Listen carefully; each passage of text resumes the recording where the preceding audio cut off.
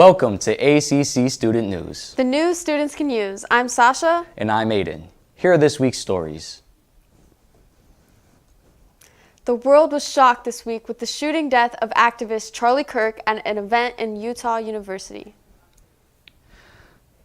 The 31-year-old was at an event that was hosted by the school's chapter of Turning Point USA.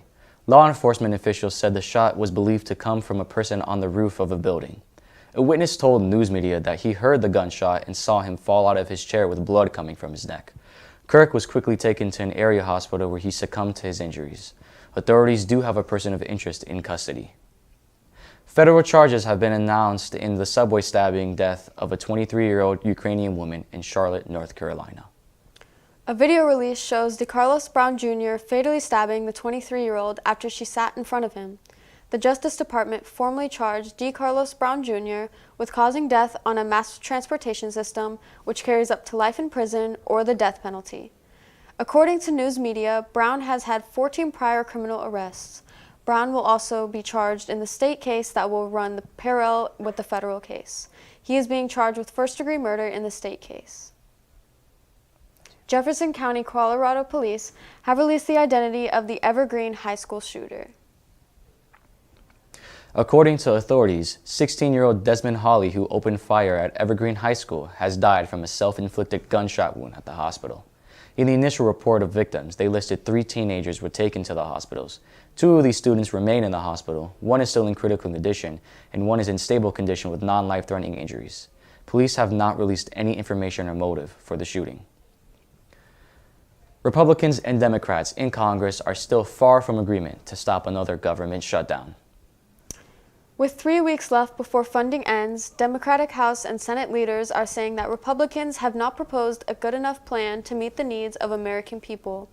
The White House has requested that Congress pass a short-term funding deal to keep the government open until January. Higher funding for the country's SNAP nutrition funding program is at stake in this shutdown, as well as Trump's deployment of the National Guard in D.C. A new bill is set to restore funding for Northwest Indiana's Methodist hospitals and other safety net hospitals. The Save Our Safety Net Hospital Act is set to undo the recalculation of Medicaid disproportionate share hospital funding that cost Indiana hospitals an estimated $140 million. According to U.S. Representative Jim Banks, under this plan, the payment formula would be reset to pre-2021 levels. The current payments exclude Medicare patients and cap the total distribution, leaving hospitals that serve a large number of Medicaid patients with a significant funding gap. That's all the news we have for now. Stay tuned for more news after the break.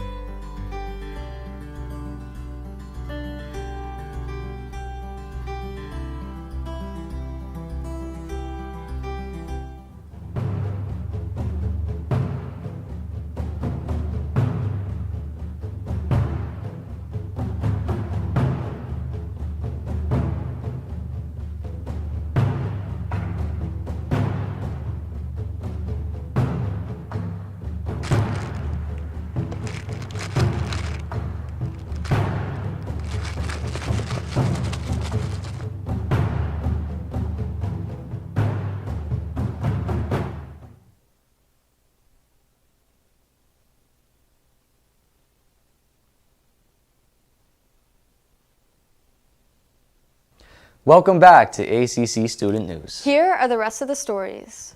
A 34-year-old man from Elkhart has been charged with attempted murder.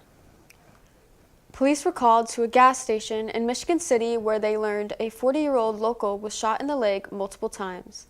The same gas station was victim to another shooting July 12th. The mayor has replaced Chief of Police Marty Corley with former Police Chief Forker. Both the mayor and police of Michigan City have confirmed they are taking immediate steps to curb gun violence. A Crown Point resident is stepping down from her job as Indiana's Secretary of Public Safety. Jennifer Ruth Green confirmed her resignation from the cabinet of Republican Governor Mike Braun after less than 7 months on the job, because of the current environment of state government. However, according to a report in the Indiana Capitol Chronicle, Green was subject of an investigator general's investigation into a misuse of state resources and workplace misconduct. She's being accused of using state cars and cards for personal and political purposes, touching female employees without their consent, and engaging in retaliation. Green made a statement that she will be pursuing legal options to address the issue. Lake Central Schools have proposed a $136.7 million budget for this next school year. There is no increase to the $73.5 million teaching fund. However, there is a $1 million increase to the operations fund, which include money for maintenance and transportation, as well as administrative salaries and other non-teaching positions. Additionally, $14 million have been included for the referendum fund and $22.2 million for debt. Lake Central is losing students, as there are more seniors graduating and less kindergarten students enrolling. There has also been an increase in the amount of students enrolling to private school. Therefore, there will be a loss in state tuition. The school board has stated that they are aware of this trend and are prepared for it. Purdue Northwest is going to start closing the door of its fitness center to the general public. Starting October 1st, P&W will be discontinuing public membership to its facility. For many seniors who participated in the program called Senior Sneakers, this means they will have to take part in the program somewhere else. The university said its decision reflected the need to accommodate the expanding needs of campus and noted construction of an additional residence hall on the Hammond campus. Former fitness center director John Bobolik said that this decision will damage its community relations. A Tesla registered under the singer David has been discovered with the remains of a dead woman in the trunk. 2 days after the Tesla was towed off the streets of Los Angeles, police received a complaint of a foul smell coming from the car. After some investigation, they found the woman's remains. A death investigation is underway, and police are treating this case as a homicide. Investigators do plan to talk to David, however, it seems as though that will have to wait until David finishes his tour. More than 60 shipping containers fell from a cargo ship in the Pacific Ocean. Officials said that after the ship came into port and crews started to release the straps holding the containers down, and they started to fall into the water one by one. Nearly 24 containers plunged into the ocean, and even more toppled onto the dock. According to officials, the ship was coming from China and had a full load of goods ranging from shoes to clothing to electronics, going to numerous stores throughout the U.S. No injuries were reported.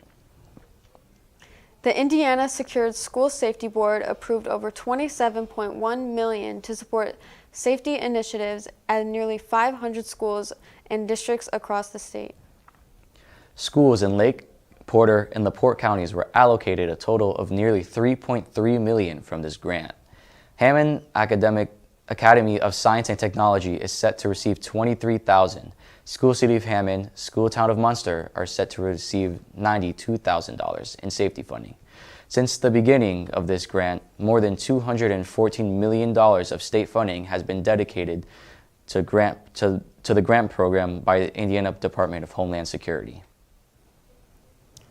That's all the news we have for this week. I'm Sasha. And I'm Aiden. Make sure to check out the rest of our videos on YouTube and follow us on Instagram at ACC TV Hammond.